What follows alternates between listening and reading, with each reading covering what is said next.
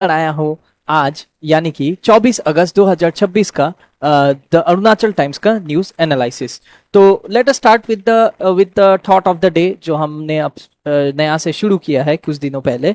तो आज का थॉट ये है कि पुश योरसेल्फ, ठीक है, because no one else is going to do it for you.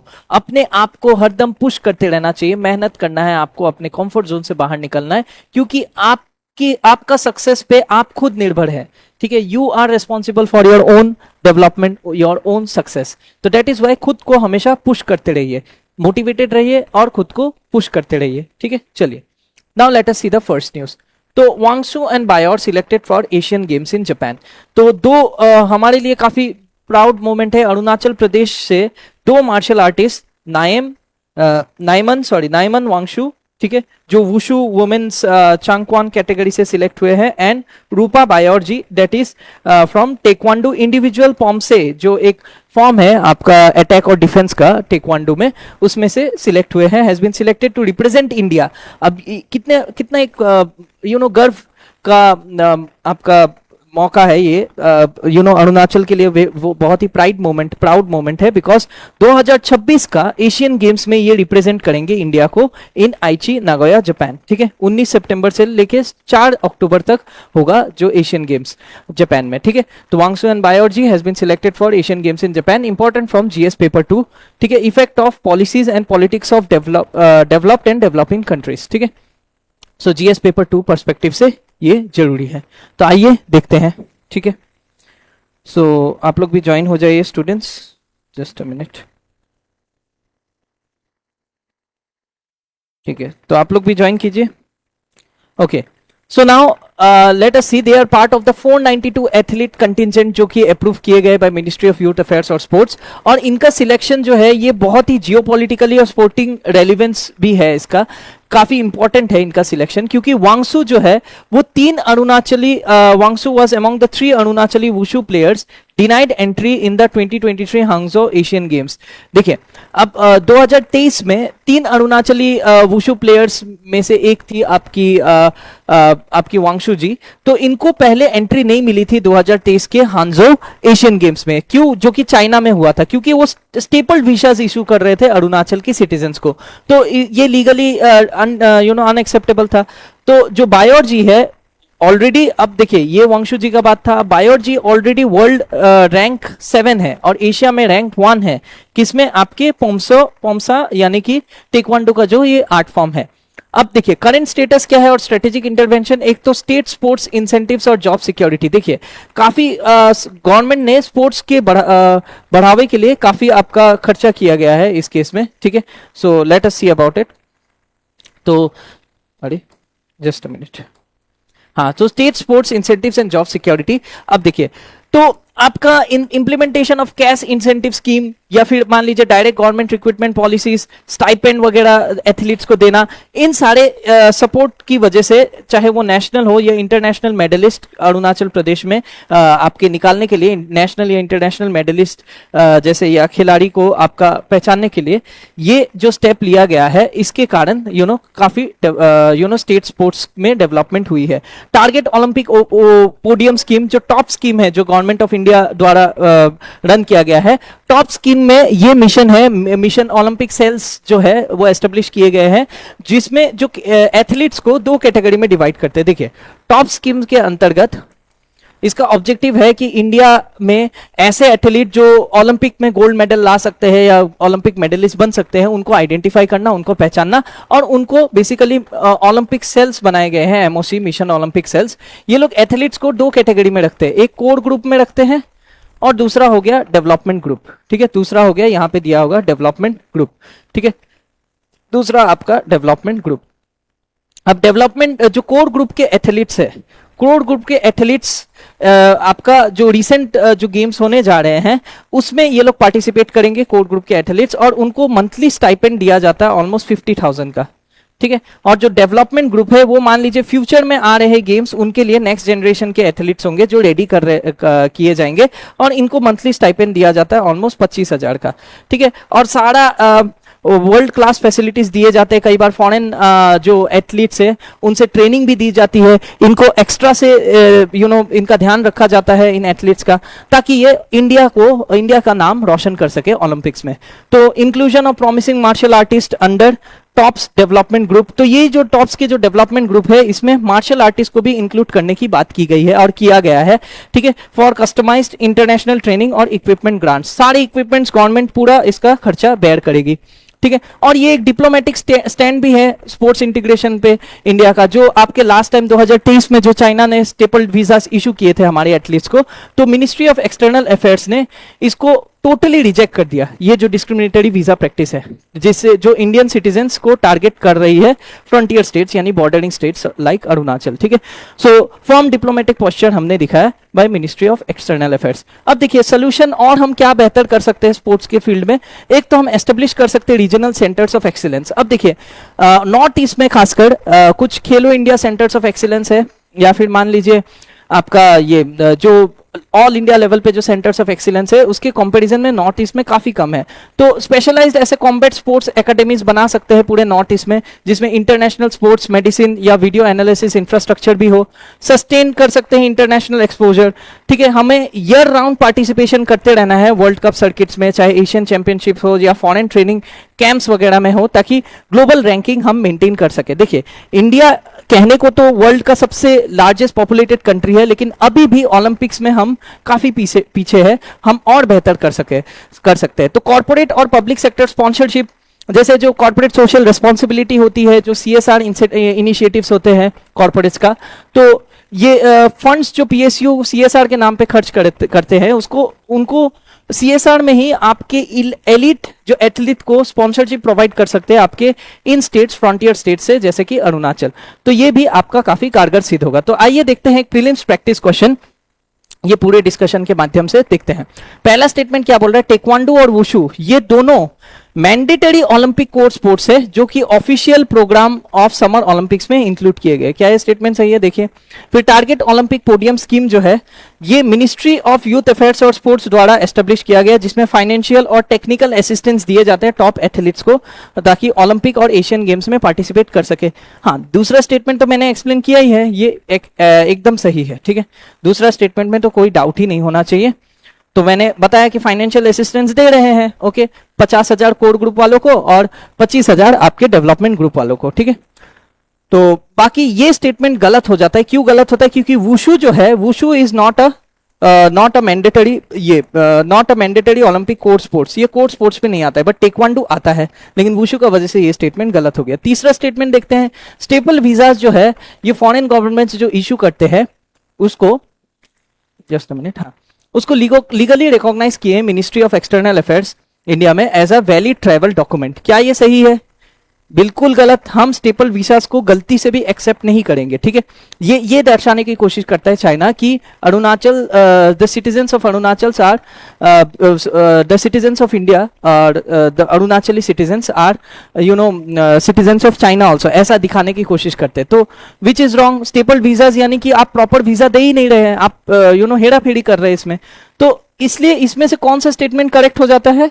तो आपका 1 गलत है, 3 गलत है, तो 2 only, that is option A is the correct answer, ठीक है। I hope I am clear with the first news. आइए देखते हैं अपना अगला news. So let us see the next news. I hope I am clear till here. Second news देखते हैं। जो गवर्नर है वो स्ट्रेच कर रहे हैं, मतलब स्ट्रेस कर रहे हैं, मतलब जोर दे रहे हैं ताकि लेसर एक्सप्लोर्ड रीजन्स अरुणाचल में उसमें भी सर्वे किया जा सके।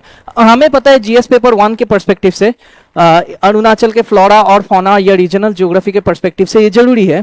क्यों? अरुणाचल प्रदेश के गवर्नर जो लेफ्टिनेंट जनरल रिटायर्ड केटी पटनायक जी, जो रिसेंटली जो बोटेनिकल सर्वे ऑफ इंडिया के जो डायरेक्टर है डॉक्टर कन्नड़ दास, इनसे रिसेंटली मुलाकात की और इन्होंने डिस्कस किया कि स्टेट में जो रिमार्केबल प्लांट डाइवर्सिटी है, हमें पता है इंडिया के 40% ऑफ द ऑर्चिड स्पीसीज अकेले अरुणाचल प्रदेश में ही मिलते हैं, तो यहाँ पेड़ पौधों की डाइवर्सिटी काफी ज्यादा है। तो इसलिए एक अर्जेंट नीड, मतलब एक अर्जेंसी दिखाए गवर्नर साहब। ये बोलते हैं कि हमें अपने बोटेनिकल सर्विस को एक्सपांड करना है, जो दूर दराज के इलाके हैं, इनएक्सेसिबल इलाके हैं वहां तक, ठीक है।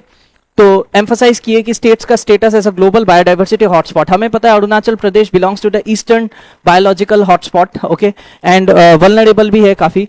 तो जो गवर्नर है इन्होंने बोला कि एक हमें डिजिटल फ्लोरा और क्लाइमेट चेंज मॉनिटरिंग नेटवर्क बनानी है और डेडिकेट करना है रिकवरी प्रोग्राम, ताकि रेयर और एंडेंजर्ड थ्रेटन स्पीशीज को बचाया जा सके, ठीक है। तो ये स्ट्रेटेजिक जियोपॉलिटिकल और सोशियो कल्चरल सिग्निफिकेंस है, इसका इकोनॉमिक सिग्निफिकेंस भी है, आइए देखते हैं। सबसे पहले तो orchid paradise of India, Arunachal को कहा जाता है ऑर्चिड पैराडाइज ऑफ इंडिया, क्योंकि अरुणाचल प्रदेश मैंने जैसा कि कहा 40% जो कंट्री के टोटल ऑर्चिड डाइवर्सिटी है अकेले होस्ट करता है अरुणाचल, अकेले इसके पास 40% of the states orchid diversity है, प्लस 5000 आपका फ्लावरिंग प्लांट स्पीसीज है, 75 रोडोडेंड्रॉन स्पीशीज है, और इसके कारण इसमें क्रिटिकल जेनेटिक रिपोजिटरी है पूरे सब कॉन्टिनेंट का, ठीक है। सेकेंडली अगर हम देखें कि क्लाइमेट चेंज सेंटिनल, एक रियल टाइम अगर डिजिटल फ्लोरा डेटाबेस हो और इकोलॉजिकल मॉनिटरिंग नेटवर्क हो हमारे पास, तो इससे बहुत फायदा हो सकता है। This will turn the states flora into early warning system, climate shift या ईस्टर्न हिमालयस में किसी भी तरह का क्लाइमेट बदलाव को हम फट से ट्रैक कर सकते हैं, और कम्युनिटी लेड कंजर्वेशन भी होगा।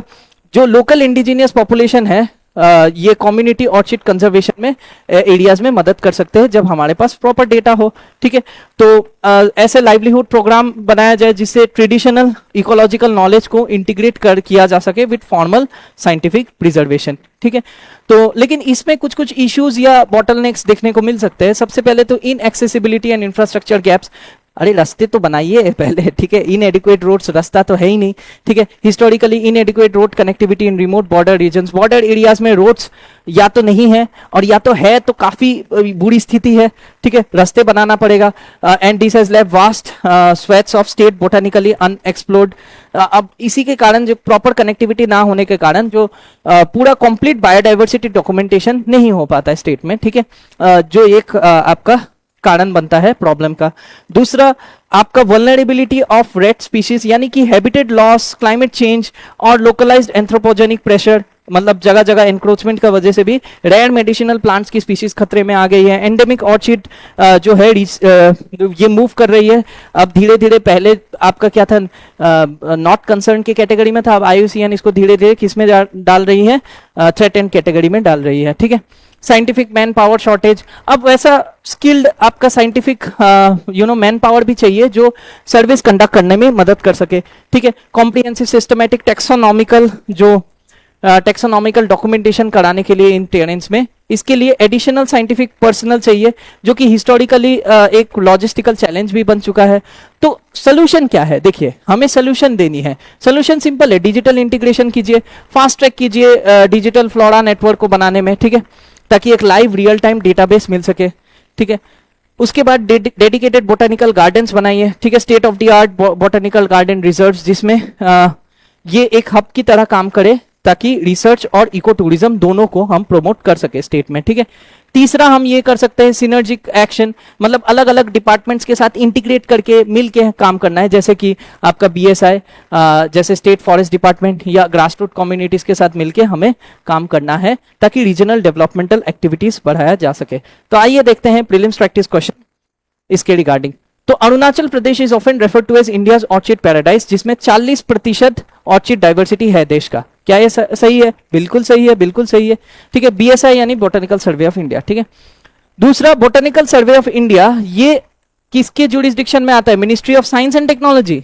लगता है आपको ministry of science and technology? क्या लगता है स्टूडेंट्स? देखिए ministry of science and technology बिल्कुल गलत हो जाएगा। क्यों? Ministry of science and technology के अंतर्गत नहीं आता है, ये आता है आपका ये ministry of environment, forest and climate change के अंतर्गत आता है, ना कि ministry of science and technology. तो ये स्टेटमेंट बिल्कुल गलत हो जाएगा। तीसरा स्टेटमेंट देखिए, ये जो recently propose digital flora climate change monitoring network है, ये एम कर रहा है to utilise real time database and GIS mapping to protect rare, endangered और थ्रेटेंड स्पीसीज। हाँ, ये भी बिल्कुल सही है। तो क्या हो गया? Second statement is wrong. तो the correct answer should be 1 and 3 only, ठीक है। तो 1 and 3 is the correct answer to this question, ठीक है। इसके बाद जो क्वेश्चन आएगा उसको आप लोग आंसर कीजिएगा, ठीक है। तो आइए देखते हैं अपना तीसरा न्यूज, किस तरह से आपको आंसरिंग करना है, आप समझ गए होंगे क्वेश्चन को कैसे अटेम्प्ट करना है, ठीक है। तीसरा न्यूज देखते हैं, strengthen RTI and prevent is misuse. हमें राइट टू इन्फॉर्मेशन, मतलब ये एक आर्टिकल आया है अरुणाचल टाइम्स रीडर्स फोरम में कि बेसिकली जो राइट टू इन्फॉर्मेशन है उसको स्ट्रेंथन करना है। फर्जी आईटीआई या फिर जो गवर्नमेंट्स को जो काफी प्रेशराइज करने के लिए इस्तेमाल करते हैं और पाइल अप होते हैं, वैसा नहीं करना है, ठीक है। ये GS paper 2 important aspects of governance, transparency और अकाउंटेबिलिटी पॉइंट ऑफ व्यू से जरूरी है। हमें आरटीआई को मजबूत बनाना है और प्रिवेंट करना है इसका मिसयूज। तो ये कंसर्न बहुत बार पब्लिक सर्वेंट्स और खासकर नागरिक रेस कर रहे हैं अरुणाचल में कि ये जो मिसयूज हो रहा है राइट टू इंफॉर्मेशन एक्ट का 2005 का। तो आइए देखते हैं किस तरह से मिसयूज हो रहा है। तो इश्यूज जो है उसमें आते हैं जैसे coercive tactics by pressure groups, अलग अलग प्रेशर ग्रुप्स अलग अलग हथकंडे अपनाते हैं, repetitive multi year RTI queries raise करते हैं जिसमें आपका जो डोनेशन जो है, डोनेशन के जो डिमांड्स है जो रिजेक्ट कर दिए हैं उसको लेके ये लोग आरटीआई रेस करते हैं। As well as administrative bottlenecks which cause voluminous application spanning over a decade, almost 10 सालों तक आरटीआई एप्लीकेशन पेंडिंग रहते हैं, ठीक है। तो क्यों डोनेशंस रिजेक्ट कर दिए, ये सारा चीज डिमांड करते हैं। दूसरा, स्टेक होल्डर्स ये ऑफिशियल गाइडलाइंस और डोनेशन रिक्वेस्ट देते हैं। देखिए, stakeholders have called for official guidelines और डोनेशन रिक्वेस्ट जो कि डेडिकेट किए गए आरटीआई हैंडलिंग मैकेनिज्म्स के लिए and structured framework to prevent weaponisation. अब ऐसा एक फ्रेमवर्क बनाना चाहिए जिससे ट्रांसपेरेंसी रहे, ठीक है। नो डाउट जो क्वेरीज आ रहे हैं वो भी मीट होने चाहिए, ट्रांसपेरेंसी रहने चाहिए और आरटीआई को ऐसा वेपन की तरह यूज ना करे, इसके लिए एक स्ट्रक्चरल गाइडलाइंस की जरूरत है। लेकिन इसमें इशू क्या आता है और बॉटलनेक्स क्या है, कोअर्सिव वेपनाइजेशन एंड एक्सटॉर्शन। कई बार आरटीआई को गलत तरीके से इस्तेमाल किया जाता है, ठीक है। नहीं, अरुणाचल जीके नहीं है, ये एक्चुअली करंट अफेयर्स हो रहा है स्टूडेंट्स, करंट अफेयर्स मतलब जो आपका अरुणाचल टाइम्स का आज का जो न्यूज है वो हम डिस्कस कर रहे हैं, ठीक है। तो देखिए, कोअर्सिव वेपनाइजेशन एंड एक्सटॉर्शन, इसमें क्या होता है, जो अलग अलग प्रेशर ग्रुप्स होते हैं या अनऑर्गेनाइज्ड बॉडीज होती है, ये रिक्वेस्ट करते हैं डोनेशन या फाइनेंशियल असिस्टेंस का गवर्नमेंट डिपार्टमेंट से और ये टारगेट करते हैं बहुत सारे आरटीआई एप्लीकेशन फाइल करके, जिससे कि जो एज लेवरेज इफ रिफ्यूज, अगर मान लीजिए मना कर दिया जाता है गवर्नमेंट डिपार्टमेंट द्वारा डोनेशन देने से, तो ये आरटीआई एप्लीकेशन फाइल करके गवर्नमेंट्स पे प्रेशर डालते हैं, ठीक है, डिपार्टमेंट्स पे। और administrative burden and voluminous application, और प्लस जो प्रशासन का बर्डन बढ़ता रहता है, रिक्वेस्ट जो कि इंफॉर्मेशन सीख करते हैं अलग अलग टाइम फ्रेम में, जैसे मान लीजिए 2010 से लेके अभी तक का, तो ये ऑफिस मैन पावर को स्ट्रेन करता है due to non digitise legacy files. और ये पुराने डॉक्यूमेंट्स क्योंकि डिजिटाइज नहीं होने के कारण इन्हें ढूंढना काफी मुश्किल हो जाती है, ठीक है। और लैक ऑफ डेडिकेटेड स्टाफ और इंसेंटिव स्ट्रक्चर, और एक प्रॉब्लम आता है इसमें कि डेडिकेटेड स्टाफ और इंसेंटिव स्ट्रक्चर नहीं है। देखिए, पीआईओस जितने हैं, पब्लिक इंफॉर्मेशन ऑफिसर्स और असिस्टेंट पीआईओस, ये लोग हैंडल करते हैं RTI duties as an ad hoc burden alongside primary responsibilities. इनके डबल बर्डन हो जाता है, प्राइमरी रेस्पॉन्सिबिलिटीज तो है ही, प्लस आरटीआई के एप्लीकेशन को भी हैंडल करना है विदाउट डेडिकेटेड कॉम्पेंसेशन और ट्रेनिंग। कई बार इनको कॉम्पेंसेशन नहीं मिलता है, कॉम्पेंसेट नहीं किया जाता है या फिर प्रॉपर ट्रेनिंग नहीं दी जाती है। तो ये इस एक तरह के मतलब अलग अलग तरह के प्रॉब्लम्स में से ये प्राइम प्रॉब्लम्स है, ठीक है, रिगार्डिंग आरटीआई। तो अगर हम देखें क्या क्या प्रॉब्लम है, coercive weaponisation and extortion, administrative burden, और तीसरा है आपका लैक ऑफ डेडिकेटेड स्टाफ, ठीक है। अभी हम देखें अगर एग्जिस्टिंग लीगल फ्रेमवर्क और जुडिशियल रूलिंग आरटीआई के केस में तो क्या क्या देखने को मिलता है। सबसे पहले तो section 7 sub clause 9 of the RTI act 2005 ये कहते हैं कि states that information shall ordinarily be provided in the form sought unless it would be disproportionately divert the resources of public authority। मान लीजिए, देखिए इसमें सेक्शन 7 जो आरटीआई एक्ट का सेक्शन 7 सब क्लॉज 9 ये बोल रहा है कि इंफॉर्मेशन जो सरकार प्रोवाइड करेगी, ठीक है, ये लिया जाए उस मतलब तब तक लिया जाए जब तक कि ये किसी भी तरह का जो पब्लिक रिसोर्सेस है इसको डाइवर्ट ना करे पब्लिक अथॉरिटी, ठीक है, disproportionately to divert the resources of the public authority, ठीक है। एंड दूसरा हमें देखने को मिलता है सीबीएसई वर्सेस आदित्य बंदोपाध्याय 2011 का केस, जहां सुप्रीम कोर्ट ने जजमेंट दिया कि आरटीआई का जो एक्ट है ये इसको अलाउ नहीं करना चाहिए कि मतलब ऐसा एक हथियार की तरह इसे यूज ना किया जाए जिससे कि प्रशासनिक ऑपरेशन रुक जाए, डिरेल हो जाए या फिर पब्लिक अथॉरिटीज को हैरेस किया जाए। अलग अलग वेग डिमांड्स और फर्जी डिमांड करके, ठीक है। तो ये सुप्रीम कोर्ट का जजमेंट याद रखिएगा। और प्रोएक्टिव डिस्क्लोजर अंडर सेक्शन 4, और यहां तक जो पब्लिक अथॉरिटी है इनको वॉलंटरली बोलते हैं कि आप लोग खुद ही डिस्क्लोज कर दीजिए ना, आरटीआई आने तक का रुकने का क्या जरूरत है, आप लोग खुद ही वॉलंटरली डिजिटाइज कर दीजिए इंफॉर्मेशन को, ताकि पोर्टल में पब्लिक जाके देख सके। पब्लिश कीजिए ऑपरेशनल रिकॉर्ड्स, ताकि ऑपरेशनल रिकॉर्ड्स को पब्लिश किया जाए, पब्लिक किया जाए, ताकि वो मिनिमाइज कर दे मैनुअल आरटीआई फाइलिंग्स। तो आरटीआई फाइलिंग्स कम हो जाएंगे इसके ऐसे करने से, ठीक है।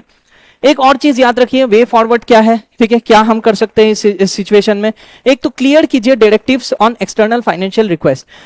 ऑफिशियल गवर्नमेंट नोटिफिकेशन निकाल सकते हैं, प्रोहिबिट कर सकते हैं गवर्नमेंट ऑफिस को कि ऐसे अनऑथराइज फाइनेंशियल सॉलिटेशन को एंटरटेन करें, या फिर डोनेशन प्रेशर, एक्सटर्नल बॉडीज अगर डोनेशन प्रेशर डालते हैं तो इसको मतलब गवर्नमेंट नोटिफाई करके आदेश दे सकती है। स्टैंडर्डाइज कर सकते हैं क्वेरी लिमिट्स और इंस्पेक्शन प्रोटोकॉल्स की, इतना ही आप क्वेरी कर सकते हैं, ठीक है। जैसे कि encourage application seeking voluminous historical data, अगर मान लीजिए बहुत पुराना डेटा वो सीक कर रहे हैं तो इनको physical records under section 2 sub clause J sub clause I rather than demanding mass photocopying या फिर मान लीजिए बहुत सारे आपके जेरोक्स करने के जगह इनको ऑफिशियल रिकॉर्ड्स ही देखने का परमिशन दे सकते हैं कि वॉल्यूमिनस हिस्टोरिकल डेटा है, इंस्पेक्ट कर रहे हैं फिजिकल रिकॉर्ड्स। देखिए जितने भी एप्लीकेंट्स हैं जो बहुत सारे पुराने डेटा को सीक कर रहे हैं, इनको इंस्पेक्ट करने दीजिए physical records section 2 sub clause जे सब क्लॉज आई के अंतर्गत, सेक्शन 2 जे सब क्लॉज आई, तो रादर देन डिमांडिंग मास फोटोकॉपिंग, ठीक है। मतलब जनरली क्या होता है कि जो इन्फॉर्मेशन मिला उसका जेरोक्स निकालते हैं, बहुत ज्यादा जेरोक्स निकालते हैं, उसके उससे क्या होता है, बहुत टाइम भी वेस्ट होता है, तो उसके कारण ये सोल्यूशन किया जा सकता है, ठीक है। देन थर्ड ये कर सकते हैं कि स्ट्रेंथन कीजिए आप प्रोएक्टिव डिस्क्लोजर एंड कैपेसिटी बढ़ाइए, ठीक है। एक्सेलरेट कीजिए, देखिए जितना जल्दी रिकॉर्ड्स को डिजिटाइज किया जाएगा उतना ही बढ़िया। ऐसा डिजिटाइजेशन आसाम में किया गया है, तो complete digitisation of state department records, पूरी तरीके से स्टेट डिपार्टमेंट खासकर लैंड एंड रेवेन्यू डिपार्टमेंट को डिजिटाइज करना काफी जरूरी है, ठीक है। ओके सी, तो under section 4 and establish trained dedicated RTI cells and compensatory honorariums and आपका for designated PIO staff। तो बेसिकली जो है RTI के केस में क्या है कि एक डेडिकेटेड स्टाफ होना चाहिए, डेडिकेटेड आरटीआई सेल होने चाहिए, कॉम्पेंसेटरी ऑनरेरियम्स होने चाहिए, डिजाइन डेजिग्नेटेड पीआईओ स्टाफ, उसमें भी आपके डेजिग्नेटेड पीआईओ स्टाफ होने चाहिए, तभी जाके डिजिटाइजेशन होने के कारण आपका रिकॉर्ड्स जल्दी जल्दी मिल जाएंगे, अवेलेबल कर सकते हैं पब्लिक को। तो आइए देखते हैं prelims practice question RTI act 2005 के विषय में। तो under section 4 of the RTI act public authorities are mandated to proactively digitise और पब्लिक की operations information to reduce the need for formal RTI application. बिल्कुल सही, अभी सेक्शन 4 के बारे में देखा था, ठीक है। आप लोग आंसर करेंगे इसको, ठीक है। देखिए section 7 sub clause 9 of the RTI act permits, PIO को परमिट करती है ताकि वो ऑल्टर कर सके format of providing information if fulfilling the original request would disproportionately divert the resources of the public authority। यानी section 7 sub clause 9 RTI act का ये पब्लिक इंफॉर्मेशन ऑफिसर को ये पावर देती है ताकि वो जो फॉर्मेट प्रोवाइड किया है इंफॉर्मेशन अवेल करने के लिए, देखिए for to alter the format of providing information if fulfilling the original request would disproportionately divert the resources of the public authority. यानी कि पीआईओ को ऐसा पावर दिया जाता है अंडर सेक्शन 7 सब क्लॉज 9 के अंतर्गत कि वो जो ओरिजिनल जो इंफॉर्मेशन जो मांग रहा है उसको थोड़ा सा आपका मॉडिफाई करके वो रिक्वेस्ट को, ओरिजिनल रिक्वेस्ट को मॉडिफाई करके उन तक पेश किया जाए, क्योंकि अगर उनको ऐसा लगता है कि पब्लिक रिसोर्सेज को अननेसेसरीली डाइवर्ट करेंगे, ठीक है। तो क्या ये सही है? देखिए फिर सेंट्रल इंफॉर्मेशन कमीशन जो है उनके पास पावर है आरटीआई एक्ट के अंतर्गत ताकि वो criminal prosecution directly non governmental organisation के अगेंस्ट रेज कर सके और फाइनेंशियल डोनेशन जो भी पब्लिक ऑफिसर से मांग रहे, क्या ये ऐसा पावर है? तो कौन सा इनमें से कौन सा स्टेटमेंट करेक्ट है? 1 and 2, 2 and 3, 1 and 3 या 1, 2 and 3, ठीक है। तो स्टूडेंट्स कमेंट सेक्शन में आप अपना आंसर बता सकते हैं, क्या होगा इसका answer, what do you think? देखिए पहला स्टेटमेंट तो देखा देखी सही है, ठीक है। दूसरा स्टेटमेंट भी यस सही है, पीआईओ के पास ऐसा पावर होता है। तीसरा स्टेटमेंट अगर हम ध्यान से देखें तो ये गलत है, ठीक है। ऐसा कुछ क्रिमिनल प्रोसिक्यूशन करने का पावर नहीं है, ये सिर्फ जुडिशियरी के पास होता है। तो 3 जहां जहां हटा दीजिए, obviously 1 and 2 would be the answer to this question. देखिए कितना ईजी है, ठीक है। 1 and 2 is the correct answer, okay. आइए देखते हैं आज का लास्ट न्यूज। तो आसाम जो है, Assam is in the final stage of partner selection to build satellite Hemant, ठीक है। तो I mean the CM is saying this. तो आसाम जो है ये फाइनल स्टेज में है, आपका एक पार्टनर सिलेक्शन कर रहे हैं ताकि एक सैटेलाइट बना सके, तो बिल्ड अ सैटेलाइट, ठीक है। ये GS paper 3 awareness in the fields of space, IT और टेक्नोलॉजी ट्रांसफर के पॉइंट ऑफ व्यू से जरूरी है। तो आसाम की जो सरकार है इन्होंने एंटर कर लिया अब फाइनल इवेल्युएशन स्टेज में, ताकि एक private space tech partner choose कर सके, जिससे कि आसाम का खुद का सैटेलाइट जिसको नाम रखा गया आसाम सैट, ये लॉन्च हो जाए, और जिससे कि आसाम बन जाए पहला ऐसा इंडियन स्टेट जो डेवलप कर सके और डिप्लॉय कर सके उसका dedicated earth observation satellite system, ठीक है। तो ये बहुत ही प्राउड मोमेंट होगा अगर आसाम ऐसा सक्सेसफुली कर पाते हैं तो, ठीक है। तो operating under the DBLOTT model, DBLOTT model जैसे कि design, build, launch, operate, train और ट्रांसफर मॉडल के अंतर्गत स्टेट लेड मिशन है, ये एग्जीक्यूट किया जा रहा है। कौन कौन कोलैबोरेट कर रहे हैं इस मिशन में? इंडियन नेशनल स्पेस प्रमोशन और ऑथराइजेशन सेंटर यानी इन स्पेस के साथ साथ इसरो भी पार्टिसिपेट कर रही है।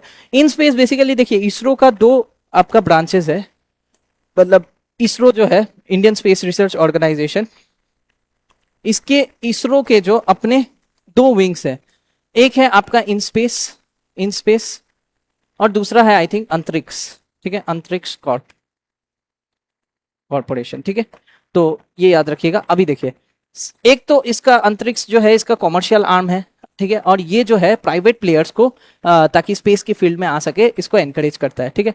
तो स्ट्रेटेजिक और governance and socio economic significance क्या है? ये पैराडाइम शिफ्ट दिखाता है इन गवर्नेंस। अब पैसिव कंज्यूमर होने के बजाय, third party satellite data use करने के बजाय, अब जो आसाम की सरकार है उन्होंने डिसाइड कर लिया कि अब एक्टिव स्टेक होल्डर बन जाएंगे हम लोग, और जिससे कि स्पेस टेक्नोलॉजी से real time evidence based data हमें मिलेगा। अब देखिए आसाम के लिए ये सैटेलाइट काफी जरूरी है, क्योंकि आसाम में फ्रीक्वेंट बाढ़ आते रहती है, हर साल का एक ही कहानी है, सरकारें फेल हो जाती है प्रॉपर डेटा कलेक्ट करने पे।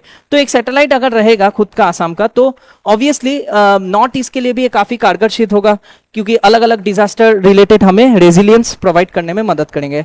वही दिया है सेकंड पॉइंट में, disaster resilience and climate risk mitigation. Real time जब सैटेलाइट इमेजरी हमें मिलेगा, इससे अर्ली वार्निंग फ्रेमवर्क बन सकते हैं, फ्लड फोरकास्टिंग हो सकता है, साथ ही साथ ब्रह्मपुत्र बेसिन को भी स्टडी किया जा सकता है और डैमेज मैपिंग कर सकते हैं रिसर्च एक्टिविटी के लिए, ठीक है। बॉर्डर सर्वेलेंस और ecological protection, Indo Bangladesh border में भी सर्वेलेंस के लिए भी ये सैटेलाइट काफी इंपॉर्टेंट हो सकता है, जिससे कि कॉन्टिन्यूअस रिमोट सेंसिंग कवरेज, जिसे मॉनिटर कर सकते हैं international and inter state border को, डिटेक्ट कर सकते हैं इलीगल डिफॉरेस्टेशन, एनक्रोचमेंट को ट्रैक कर सकते हैं, वाइल्ड लाइफ कॉरिडोर में कोई एनक्रोच किया है क्या, या कोई इलीगल माइनिंग कर रहे हैं क्या। तो सैटेलाइट काफी काम के डेटा हमें दे सकता है। आई विश ये मिशन सक्सेसफुल हो जाए, ठीक है, लेट्स सी। तो स्ट्रेटेजिक बेनिफिट्स है और गवर्नेंस बॉटलनेक है, नेक्स्ट भी है, लेकिन प्रॉब्लम्स क्या क्या हो सकते हैं देखिए। अब ऐसा तो नहीं है सब कुछ खुशल मंगल होगा, कुछ प्रॉब्लम्स हो सकते हैं, जैसे reduce turn around time, direct ownership अगर बाईपास कर देते हैं ब्यूरोक्रेटिक डिले को, और डेटा रिक्वेस्ट जल्दी मिलता है सेंट्रल इमेजिनरी हब से, जैसे कि आपका इमेजरी हब से, जैसे नेशनल रिमोट सेंसिंग सेंटर, तभी ये पॉसिबल हो सकता है। सैटेलाइट सिर्फ लॉन्च होना काफी नहीं है, डेटा को टाइम टू टाइम अवेलेबल करना भी बहुत जरूरी है। रिसोर्स मैप मैनेजमेंट में भी काफी इंपॉर्टेंट है कि सबसे पहले तो प्रिसाइज मैपिंग किया जाए, प्रिसीशन एग्रीकल्चर का, crop insurance assessment, infrastructure tracking और रूरल लैंड एडमिनिस्ट्रेशन जैसे स्वामित्व स्कीम के अलाइनमेंट में भी ये काफी इंपॉर्टेंट है। कैपेसिटी बिल्डिंग गैप्स, अब देखिए प्रॉब्लम एक हो सकता है कि कैपेसिटी बिल्डिंग गैप्स हो सकते हैं, बहुत ज्यादा ऑपरेशनल कॉस्ट है, potential dependency on private vendors पे डिपेंड होना होगा, ठीक है, और ये लोग क्वालिटी इंश्योर करेंगे कि नहीं ये भी चेक करना है ऑपरेशनल फेज में। और एक स्किल्ड स्पेशल डेटा एनालिस्ट चाहिए हमें, ताकि स्टेट एडमिनिस्ट्रेटिव कैडर्स को रेडी कर सके इस लॉन्च के लिए, ठीक है। वे फॉरवर्ड क्या है? वे फॉरवर्ड हम क्या कर सकते हैं इस केस में? देखिए, इंस्टीट्यूशनलाइजिंग state GIS and remote sensing unit, हमें ट्रेन करने चाहिए सिविल सर्वेंट्स को और अर्बन प्लानर्स को, ताकि ट्रेन और ट्रांसफर फेज में, ताकि मैक्सिमाइज कर सके इंडिपेंडेंट डेटा यूटिलाइजेशन, इंडिपेंडेंटली हम डेटा यूज कर सके, इंटीग्रेशन कर सकते हैं नेशनल स्पेशियल डेटा इंफ्रास्ट्रक्चर के साथ, ताकि सीमलेस डेटा, ठीक है, शेयरिंग हो सके central security agencies, survey of India या इसरो, जिससे कि आपका जो रिडंडेंट डेटा कलेक्शन है अलग अलग जगहों से ये रुक सके, ठीक है। बेकार के डेटा अगर हम मान लीजिए, नॉट बेकार के, सपोज काम के जो डेटा है वो अलग अलग जगह से सोर्स करने के बजाय एक ही जगह से सोर्स हो, ये इंपॉर्टेंट है। फिर एकेडमिक और यूथ एंगेजमेंट कर सकते हैं, ठीक है, एस्टेब्लिश कर सकते हैं satellite data access hubs across state engineering colleges और यूनिवर्सिटीज, जिससे कि लोकल रिसर्च और स्टूडेंट माइक्रो सैटेलाइट डेवलपमेंट ऐसा किया जा सकता है। यूनिवर्सिटी स्टूडेंट्स ही आपका स्पेस स्टार्टअप्स और सैटेलाइट्स में अपना इंटरेस्ट दिखा सके, तो और फ्यूचर में नॉर्थ ईस्ट में आसाम एक स्पेस हब बन पाए और बाकी नॉर्थ ईस्टर्न स्टेट्स में भी ये मॉडल को हम रेप्लिकेट कर सके। तो आइए देखते हैं एक प्रीलिम्स प्रैक्टिस क्वेश्चन इसके रिगार्डिंग। जो इंडियन नेशनल स्पेस प्रमोशन और ऑथराइजेशन सेंटर इन स्पेस जो है, ये एक सिंगल विंडो ऑटोनोमस एजेंसी है डिपार्टमेंट ऑफ स्पेस के अंदर, जो प्रोमोट करता है, ऑथराइज करता है और लाइसेंस देता है प्राइवेट सेक्टर एक्टिविटीज को स्पेस डोमेन में। बिल्कुल सही, ठीक है, अभी अभी मैंने इन स्पेस के बारे में बताया था। जो सार है सिंथेटिक एपर्चर रेडार सेंसर, ये सेंसर सार जो है synthetic aperture radar, okay, radar sensor, ये लो अर्थ ऑर्बिट सैटेलाइट में आपका लगाया गया है for disaster monitoring during heavy monsoon, ताकि ये पेनिट्रेट कर सकते हैं क्लाउड कवर और ऑपरेट कर सकते हैं कंप्लीट डार्कनेस में, पूरे अंधेरे में भी ऑपरेट कर सकते हैं। बिल्कुल सही, ठीक है। इंटरनेशनल स्पेस लॉ के मुताबिक और इंडियन डोमेस्टिक पॉलिसी के मुताबिक the state governments in India को मैंडेटरी लाइसेंसिंग चाहिए सर्वे ऑफ इंडिया से, ताकि वो प्रोक्योर कर सके और ऑपरेट कर सके प्राइवेट सैटेलाइट सिस्टम। ऐसा है क्या? I don't think this is correct. तो third statement I think it is wrong, ठीक है, देख लेते हैं। थर्ड स्टेटमेंट गलत लग रहा है, तो देखते हैं इसका सही उत्तर क्या है। 1 and 2 only, yes, I was correct. 1 and 2 is the correct answer to this question. ठीक है स्टूडेंट्स, इस तरह से आपको अटेम्प्ट करने हैं क्वेश्चंस। तो आई होप आज का डिस्कशन से आपको बहुत कुछ सीखने को मिला होगा, ठीक है। तो आशा कर रहे हैं आप लोग मैराथन क्लास भी अटेंड कर रहे हैं, प्रॉपर मेहनत कर रहे हैं, अपना हेल्थ का ध्यान रख रहे हैं। तो इसी तरह से बने रहिए, जुड़े रहिए नॉर्थ ईस्ट पीएससी के साथ। वीडियो को लाइक कीजिए, शेयर कीजिए एंड मिलते हैं अगले सेशन में। तब तक के लिए जय हिंद, sayonara, tata, bye bye, thank you.